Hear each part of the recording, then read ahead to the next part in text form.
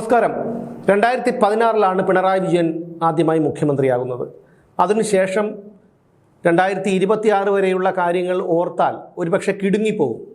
അത്തരത്തിലുള്ള പ്രവൃത്തികളായിരുന്നു ഭരണമാണ് പിണറായി വിജയനും സംഘവും കാഴ്ചവെച്ചത്.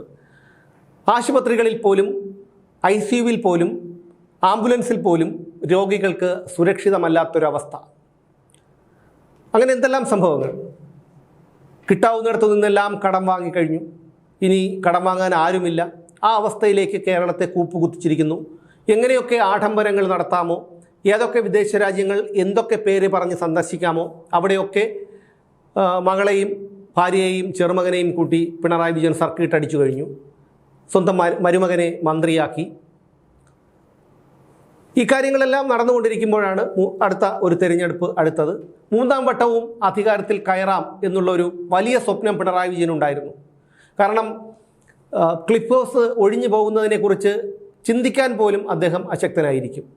10 വർഷത്തോളം ആഡംബരത്തിൽ ആറാടിയാണ് പിണറായി വിജയൻ ജീവിച്ചത്. അധികാരത്തിൻ്റെ ലഹരി അദ്ദേഹം ആവോളം ആസ്വദിച്ചു. അതിൻ്റെ ഉദാഹരണമാണ് റോഡിലിറങ്ങുമ്പോൾ പോലും ഒരു സാധാരണക്കാരൻ അവിടെ നിൽക്കാൻ പാടില്ല എന്നുള്ള ഒരു കാര്യം. അതുമാത്രമല്ല, കാറുകൾ മാറി മാറി കാറുകൾ വാങ്ങി, അകമ്പടി വാഹനങ്ങൾ 10-40 അകമ്പടി വാഹനങ്ങൾ. ഇങ്ങനെയൊക്കെ പിണറായി വിജയൻ തൻ്റെ ഭരണം വളരെ നന്നായി ആസ്വദിച്ചു കൊണ്ടിരിക്കുമ്പോഴാണ് 3ാമത് ഒരു അടുത്ത തെരഞ്ഞെടുപ്പ് വരുന്നത്. 2016 മെയ്യിലോ മറ്റോ തെരഞ്ഞെടുപ്പ് വരുന്നത്. ഇതിനു മുമ്പുള്ള കോൺഗ്രസിൻ്റെ ചിത്രം വ്യത്യസ്തമായിരുന്നു. തമ്മിലടിയും അതുപോലെ അസ്വാരസ്യങ്ങളുമെല്ലാം കോൺഗ്രസ് പാർട്ടിയിലുണ്ടായിരുന്നു. പക്ഷേ അതിനുശേഷം തെരഞ്ഞെടുപ്പ് അടുത്തു വന്ന സമയത്താണ് പിണറായി വിജയൻ സർക്കാരിനെ പ്രതിസന്ധിയിലാക്കിക്കൊണ്ട് ശബരിമല സ്വർണ്ണക്കൊള്ള ഉൾപ്പെടെയുള്ള വിഷയങ്ങൾ ഉയർന്നു വന്നത്. ഏതൊക്കെ അന്വേഷണത്തെ അട്ടിമറിച്ചാലും ശബരിമലയിൽ നടന്നത് എന്താണ് എന്നുള്ള കാര്യം കേരളത്തിലെ ഏതൊരു സാധാരണക്കാരനും അറിയാം. അതുകൊണ്ട് എങ്ങനെയൊക്കെ വെളുപ്പിക്കാൻ നോക്കിയാലും അവിടെ ശബരിമലയിൽ കൊള്ള നടത്തിയത് അന്തം കമ്മികളാണെന്നുള്ള കാര്യം കേരളത്തിലെ പൊതുജനങ്ങൾക്ക് മനസ്സിലായി കഴിഞ്ഞിരിക്കുന്നു. ആ അന്വേഷണം അട്ടിമറിക്കപ്പെട്ടു കഴിഞ്ഞിരിക്കുന്നു എന്ന് മനസ്സിലാക്കിയിരിക്കുന്നു. അതിലെ പ്രതികളെല്ലാം രക്ഷപ്പെട്ടിരിക്കുന്നു എന്ന് മനസ്സിലാക്കിയിരിക്കുന്നു. അങ്ങനെ നിരവധി വിഷയങ്ങൾ ഒന്നൊന്നായി പാർട്ടിയെ വേട്ടയാടിക്കൊണ്ടിരിക്കുകയാണ്. അതിനിടയിലാണ് ഐഷ പോറ്റിയെയും ജി സുധാകരനെയും പോലെയുള്ളവർ പാർട്ടി വിടുന്നത്. PK ശശിയെ പോലെയുള്ള, S രാജേന്ദ്രനെ പോലെയുള്ള നേതാക്കളൊക്കെ ഈ പാർട്ടി വിട്ടു പോകുന്നത്. ഇത് പാർട്ടിക്ക് വലിയൊരു പ്രഹരമാണ്. ഇനി എന്തൊക്കെ ചെയ്യാം, എന്തൊക്കെ കള്ളത്തരങ്ങൾ പ്രചരിപ്പിക്കാം, ഏതൊക്കെ രീതിയിൽ ജനങ്ങളെ മസ്തിഷ്ക പ്രക്ഷാളനം ചെയ്ത് ഒരു ബോധമുണ്ടാക്കിയെടുത്ത് തങ്ങൾക്ക് അനുകൂലമായി വോട്ട് ചെയ്യിപ്പിക്കാം എന്ന ചിന്തയിൽ ആണ് ഈ കേരളത്തിലെ സർക്കാർ ബസ്സുകളിലെല്ലാം പിണറായി വിജയൻ്റെ ചിത്രം ഒട്ടിച്ചിട്ട് നട്ടാൽ കുരുക്കാത്ത കള്ളങ്ങൾ എഴുതി പിടിപ്പിച്ചിരിക്കുന്നത്. അതിനു പുറമെ വോളണ്ടിയർമാരെ വീടുകളിലേക്ക് അയക്കുന്നു, കാര്യങ്ങളൊക്കെ വിശദീകരിക്കാനായി. പക്ഷേ ജനങ്ങൾ ഇതെല്ലാം കാണുന്നത് കൊണ്ട് തന്നെ ഇതുകൊണ്ടൊന്നും ഒരു ഫലമില്ല. ഇപ്പോഴിതാ അവസാനമായി പിണറായി വിജയൻ ഒരു തന്ത്രം കൂടി പുറത്തെടുത്തിരിക്കുകയാണ്. സർക്കാർ ഉദ്യോഗസ്ഥരെ കയ്യിലെടുക്കാനായി. കാരണം അവരുടെ വോട്ടിനായി അവരെ ഈ പ്രവൃത്തി ദിനങ്ങൾ 6 നിന്ന് 5 ചുരുക്കിയിരിക്കുന്നു. അതായത് ആഴ്ചയിൽ 5 ദിവസം ജോലിക്ക് പോയാൽ മതി. പിള്ളേരെ സ്കൂളിൽ പോകുന്നത് പോലെ 5 ദിവസം ജോലിക്ക് പോയാൽ മതി. അതുപോലെ തന്നെ പെൻഷൻ പ്രായം 56 ഇപ്പോൾ. അത് 60 4 വർഷം കൂടി കൂട്ടിക്കൊടുക്കും. ആഴ്ചയിലെ ഈ പ്രവൃത്തി ദിവസങ്ങളിൽ 5 കുറയ്ക്കുകയും ചെയ്യും. പക്ഷേ ഇതെല്ലാം ചെയ്യുന്നത് മുഖ്യമന്ത്രിയുടെ ഓഫീസ് നേരിട്ടാണ്. ഈ നീക്കങ്ങളെല്ലാം നടത്തുന്നത് ഈ നയപരമായ തീരുമാനങ്ങളായതുകൊണ്ട് തന്നെ LDFിലും CPMലും ഒക്കെ ചർച്ച വേണ്ടി വരും.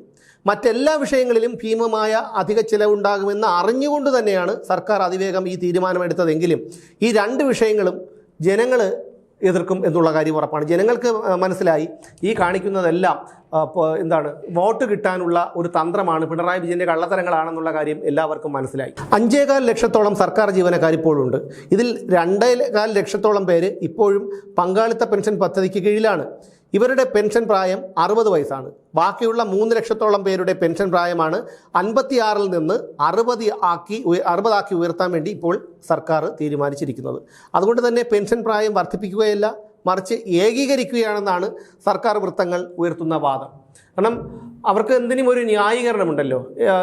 എന്ത് ഒരു കാര്യമാണെങ്കിലും അവർക്ക് ഒരു ന്യായീകരണമുണ്ട്. ഉദാഹരണത്തിന് ബാറുകൾ പൂട്ടും, സ്കൂളുകൾ തുറക്കും എന്നാണ് ആദ്യം പറഞ്ഞിരുന്നത്. അധികാരത്തിൽ വരുന്നതിന് മുമ്പ് പ്രകടന പത്രികയിൽ പറഞ്ഞിരുന്നത് 2016.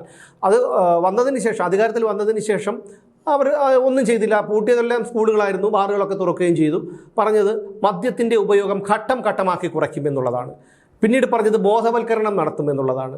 ഇത്തരത്തിലുള്ള ന്യായങ്ങൾ ആർക്കും ദഹിക്കാത്ത ന്യായങ്ങളാണ് ഇപ്പോഴും ഈ മണ്ടന്മാർ പറഞ്ഞുകൊണ്ടിരിക്കുന്നത്.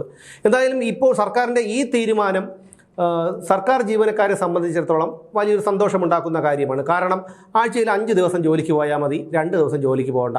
ഇതിനിടയിൽ ഏതെങ്കിലും പൊതു അവധി കൂടി വരികയാണെങ്കിൽ അത്രയും സന്തോഷം. ഇനി ഇതിൽ മറ്റൊരു ദൂഷ്യവശം കൂടിയുണ്ട്. സർക്കാരിന് ഇത് ആശ്വാസമാകും. കാരണം 56 പെൻഷൻ പ്രായം 56-ൽ നിന്ന് 60-ലേക്ക് ഉയർത്തുമ്പോൾ സർക്കാരിന് ഈ പെൻഷൻ ആനുകൂല്യങ്ങളൊന്നും കൊടുക്കേണ്ടാത്തൊരവസ്ഥ വരും. അത്രയും കൂടി നീട്ടിക്കിട്ടും. അതുകൊണ്ട് തന്നെ അതൊരു ആശ്വാസമാണ്. പക്ഷേ നിരവധി വിദ്യാർത്ഥികൾ PSC പരീക്ഷ എഴുതി റാങ്ക് ലിസ്റ്റിൽ ഉൾപ്പെട്ടിരിപ്പുണ്ട്. ഈ ഒഴിവിലേക്ക് അവരെ നിയമിക്കണം. അവർക്ക് അർഹതപ്പെട്ട നിയമനങ്ങൾ കിട്ടാതെ വരും.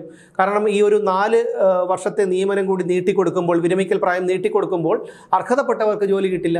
അതാണ് ഇപ്പോൾ സർക്കാർ ചെയ്തുകൊണ്ടിരിക്കുന്നത്. നോക്കൂ, എന്തുതരം ദുഷ്ടത്തരമാണ് ചെയ്യുന്നത്.